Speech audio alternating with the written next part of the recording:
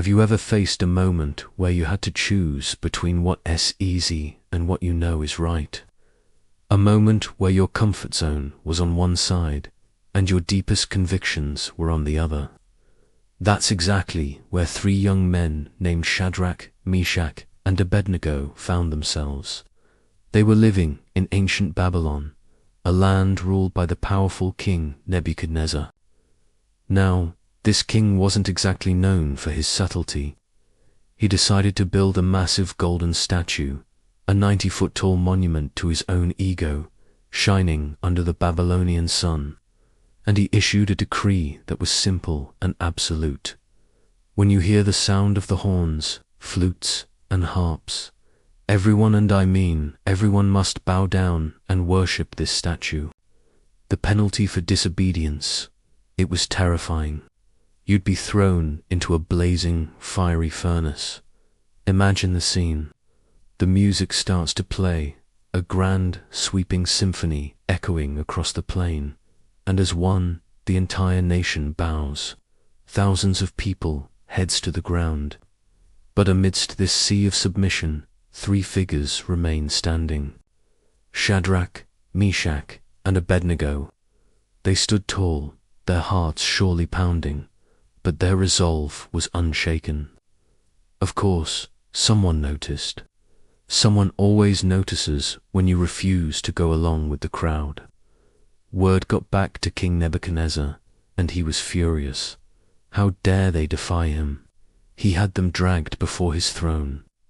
The air was thick with tension. He looked at them, a mix of anger and disbelief in his eyes, and gave them one final chance.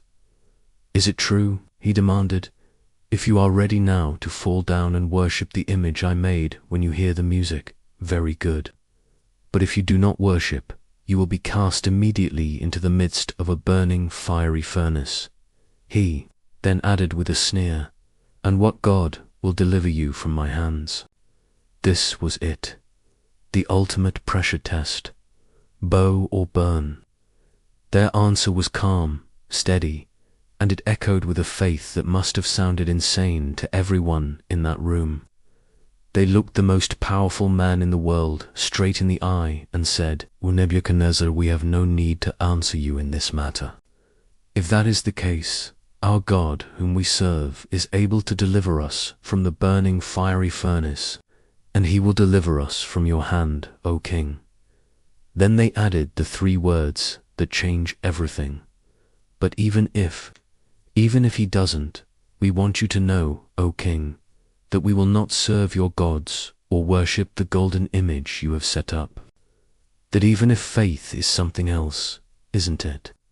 It's a faith that isn't based on a guaranteed outcome. It's a trust in God's character, not just his ability to rescue. It's saying, my obedience isn't a transaction. My worship isn't for sale." The king completely lost it. He was filled with rage. He commanded that the furnace be heated 7 times hotter than usual. It was so hot that the flames leaped out and killed the soldiers who were tasked with throwing the 3 men in. The guards tied them up and pushed them into the roaring inferno. From the outside, it looked like a certain, horrific end. This is what happens when you defy power. But then, something impossible happened. The king leaned forward, peering into the flames, his face a mask of shock. He jumped to his feet and stammered to his counselors, "Did we not cast 3 men bound into the midst of the fire?" They replied, "True, O king." He then declared, "Look, I see 4 men loose, walking in the midst of the fire, and they are not hurt, and the form of the 4th is like the Son of God. Inside the very fire meant to destroy them. They weren't alone. They were walking freely, unburnt, and a 4th figure was with them." The place of their execution had become a place of divine encounter. The king, awestruck, called them out, and when Shadrach, Meshach, and Abednego walked out of that furnace, they were completely unharmed. Not a hair on their heads was singed, their robes weren't scorched, and they didn't even smell like smoke. Their story is so much more than an ancient tale. It speaks directly to us today. Life will turn up the heat. The pressure to conform, to compromise your values, to just bow down like everyone else can feel overwhelming. Choosing your convictions over the crowd can feel like you're stepping willingly into the fire. But what this story promises is that you never step into the fire alone.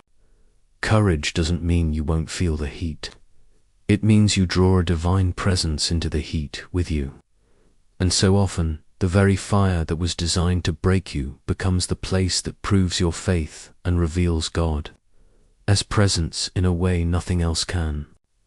Thanks for watching. If this story resonated with you, hit that like button and subscribe for more content that explores faith in the real world. See you next time.